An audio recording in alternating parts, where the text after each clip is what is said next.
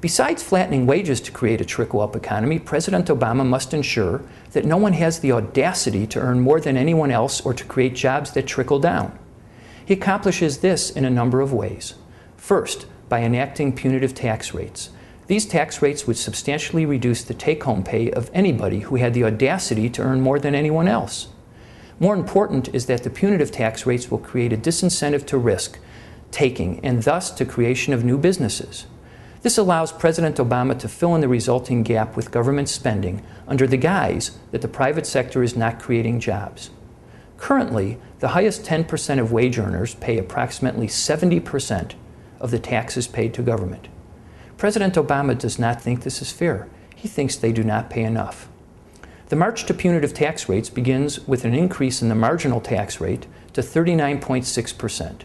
The result of President Obama's tax proposal would be that the top 10% of wage earners will now have the burden of paying 80% of the tax. When decades past, the highest marginal tax rate was higher than 39.6%. Because the tax code contained large numbers of loopholes, the effective rate in which people paid taxes relative to their income was lower than it is now. That is because over the past 25 years, Congress has eliminated almost all of the tax loopholes that people in the highest tax bracket could rely upon to reduce their tax load. As no loopholes remain to be closed, President Obama further proposes limiting tax deductions that higher income constituents can claim.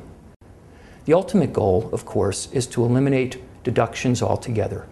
The result of limiting tax deductions so that some wage earners are not allowed to deduct the money that they pay for mortgage interest or the money they donate to charity is to make the effective tax rate 41%.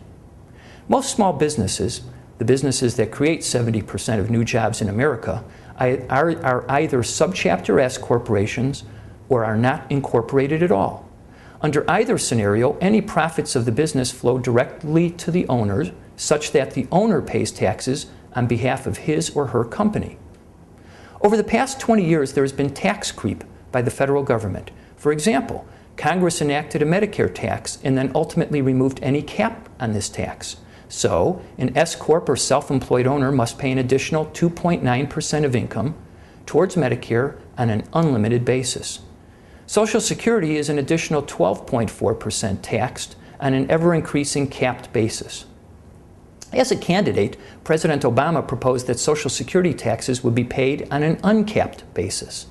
This means that for a subchapter S corporation or an individual owner who is self-employed, such individuals would pay 41% federal tax, 2.9% FICA Medicare tax, and an additional 12.4% Social Security tax.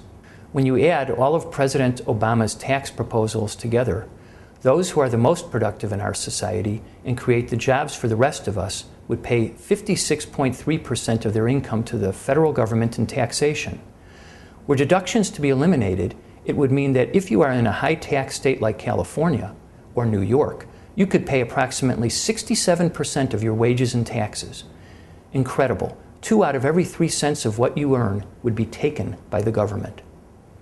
President Obama has 3 reasons for his tax proposals. First, punitive taxes will flatten wages of owners toward workers. Second, punitive taxes create a disincentive for anyone to ever risk starting a business, thus allowing President Obama to increase government at the expense of private business.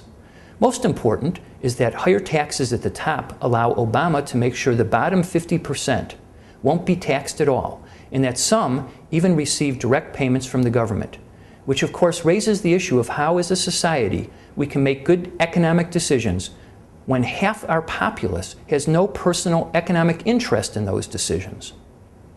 Once half of Americans don't pay taxes and/or receive direct payments from the government, we will have reached a critical tipping point.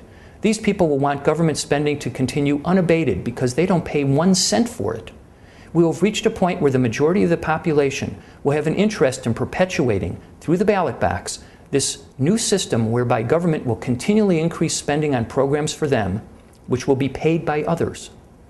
By massively increasing taxes to punitive levels, President Obama also eliminates any reward for risking starting a business, and thus fewer businesses will be started.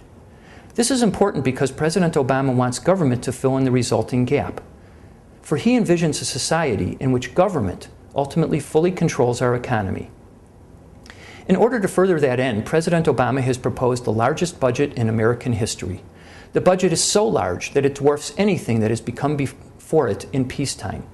President Obama acknowledges that his budget will create deficits of almost $2 trillion per year.